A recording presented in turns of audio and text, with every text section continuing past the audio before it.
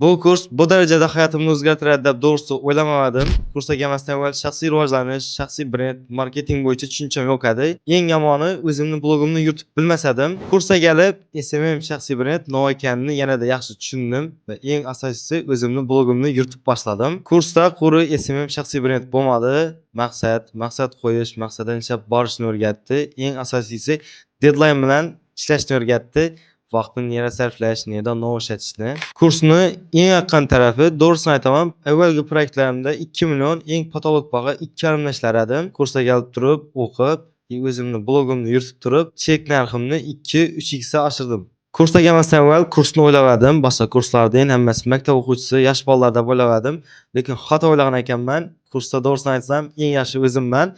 Hammasi biznes egalari. Shu biznes egalarining ichidan birisi bilan ish boshlashdik. Instagramda ko'rib turibsizlar, Jaychi bola SBK bilan hozirlikda hamkorlikda ishlab yuribmiz.